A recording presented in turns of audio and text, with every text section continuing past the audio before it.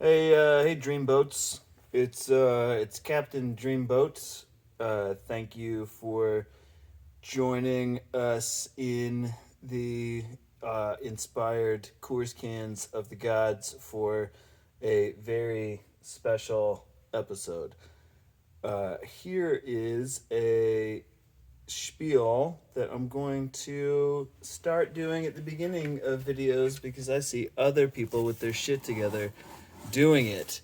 Uh, this is Loud Art Gear Supply because the focus of the channel is gear that I think is cool and interesting.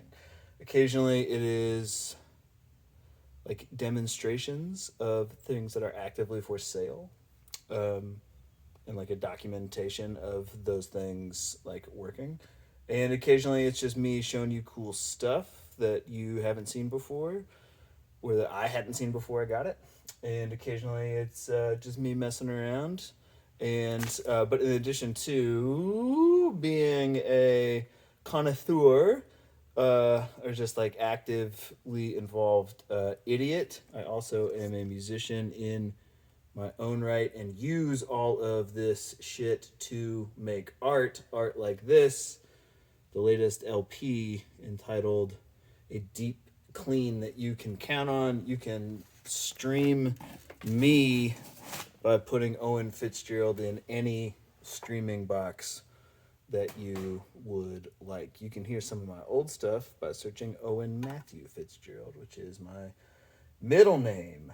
Follow or subscribe to give me attention in any vehicle that you are able to do.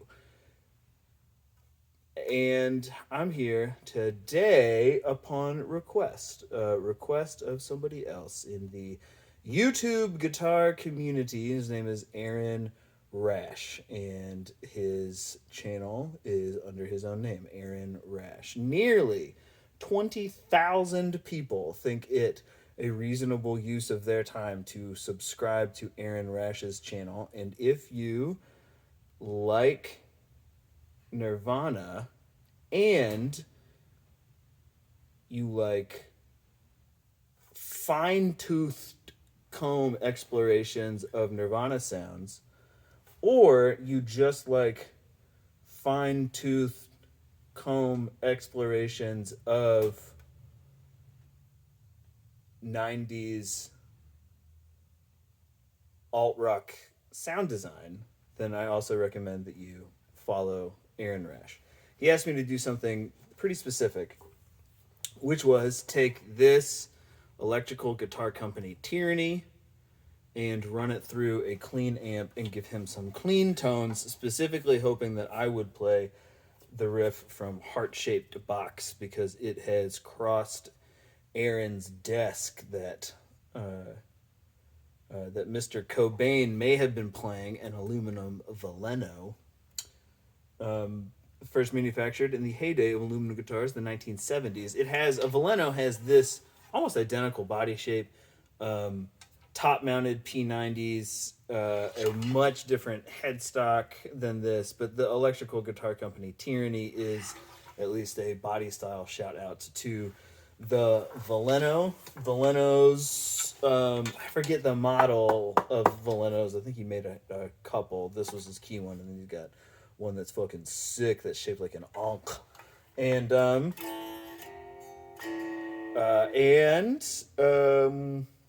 okay, so derail.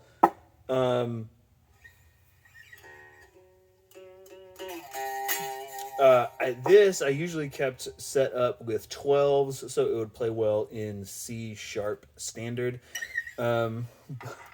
But I would like to use this for like folk gigs more often and not have to use a capo to get it in key for me. So I have set it up with 10s, which is lighter than I prefer. But the word on the street was that 10s would do well with the relief in E standard, and I happen to agree. But I've got a tuner on the floor because the strings are relatively new, so we could be going sideways.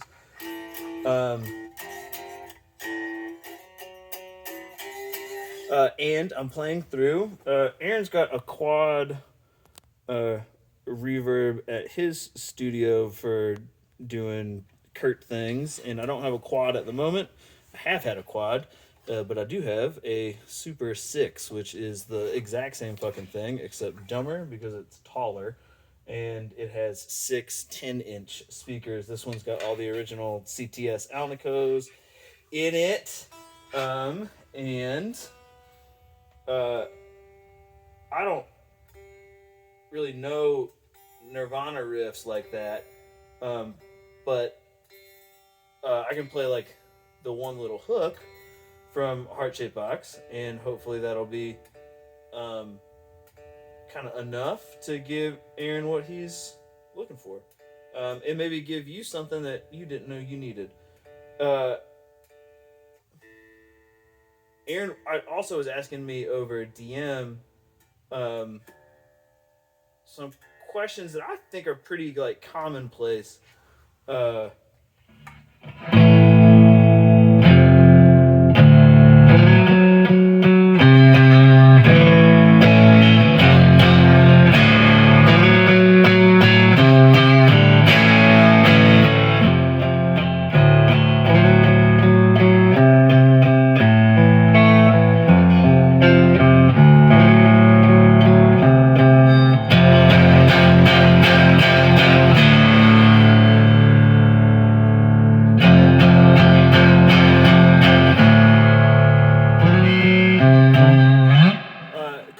From people who are thinking about aluminum guitars, and it kind of boils down to, hey, does it sound any different? And the answer is yes, it sounds different as fuck. The answer is also no if you the answer is no depending on like how I don't want to sound like a if you've never watched football before once in your entire life and you sat down to watch American football, it would be difficult to tell which players on the field were very, very good and which players on the field were fine and which players on the field were doing like an incredibly bad job, right? All of it would be like kind of so overwhelming to take in the nuances involved in like seeing small differences in decision making, skill set, aptitude, whatever, would probably be lost on somebody who hasn't spent at least like a little bit of time hanging out with American football. I would say the same for can you tell the difference between a metal guitar from a wooden guitar? If you've barely played guitar, it's probably going to sound a lot like guitar.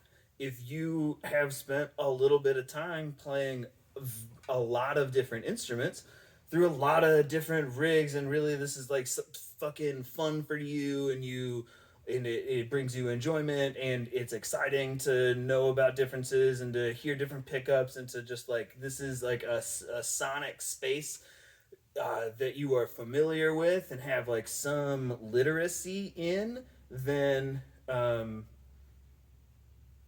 difference is like immediate and drastic. And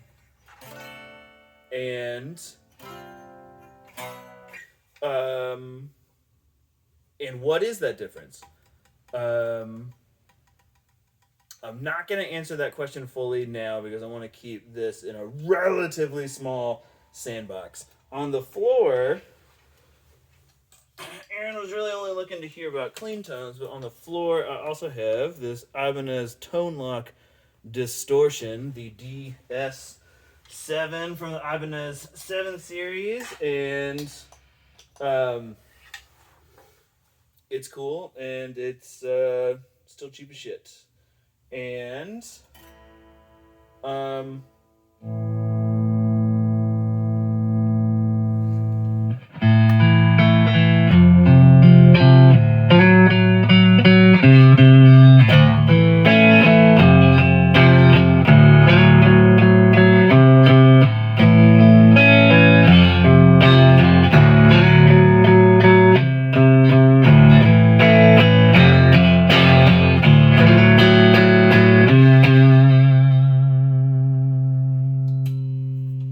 pickups, everything up.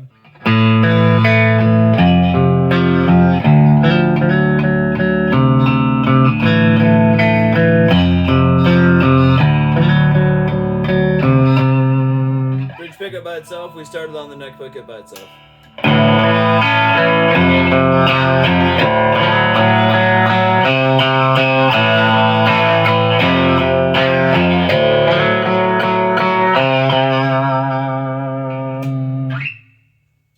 Going to channel volume.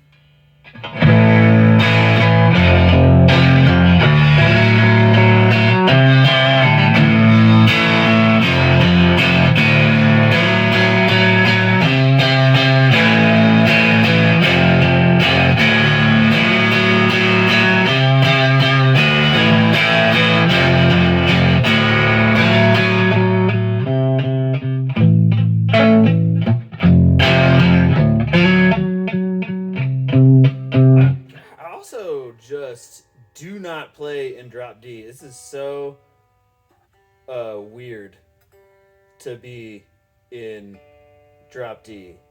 It's fun to be able to play a chord with one finger, but also I hate it so much. And I've never learned how to do the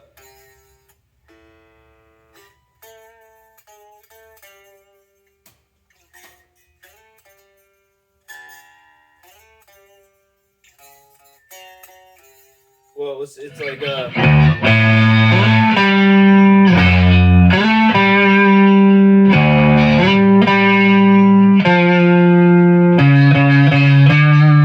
not what it is. It's kind of lame of me to not know the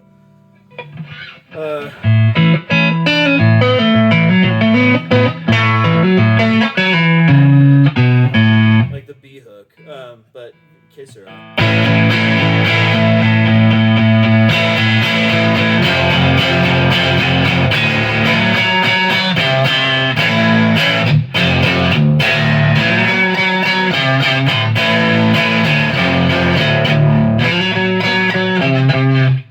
That's channel volume at 10. We started off on 6. I'll land at 8. Going up to 6 on the master volume. In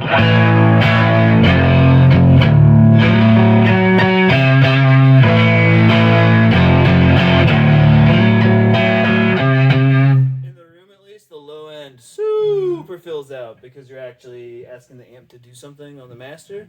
I'm not saying it was anemic before, but the difference is drastic in the room.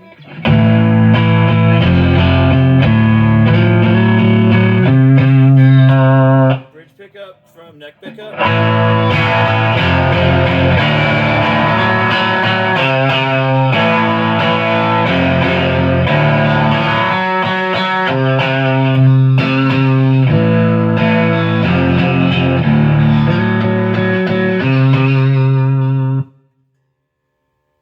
I think that this low E string and the 10 Ernie Ball 10 set, so it'd be like, what, like a 48, would be really happy if it was at E, but it really wants to dance on me right now, hanging out in D land.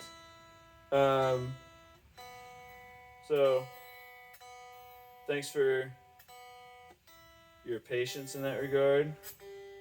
Shout out to everybody whose hobby it is to leave comments that say, get a tuner! Get a tuner! There are other videos that I've done with this, giving you clean tones and dirty tones and stuff, so I won't belabor the point or make you listen to fake heart-shaped box anymore. But here's the DS7, just for good measure.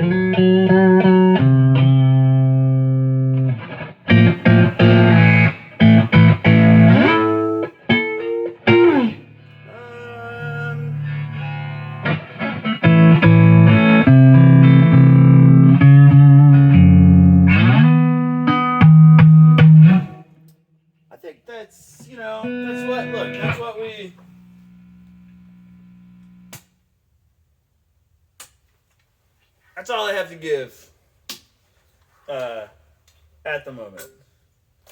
Aaron, I hope this was helpful. DM me if you would like something different or more in particular. Thank you, everybody else, for being along for the ride. Buy my motherfucking record on Sleepy Cat Records. There's a tape there called Body Child Light Crime. Again, if you are like a streamer, you just type my motherfucking name, which is Owen FitzGerald, into your thing, and then up I come. What kind of music is it, Owen? It's dark, dismal, funny, narrative, folk music, country music. It's funny, like Fargo is funny. It's gruesome and grotesque, like Flannery O'Connor short stories. But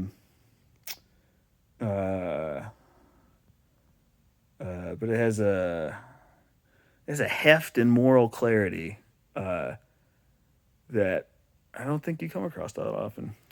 So that's it. So that's it for me.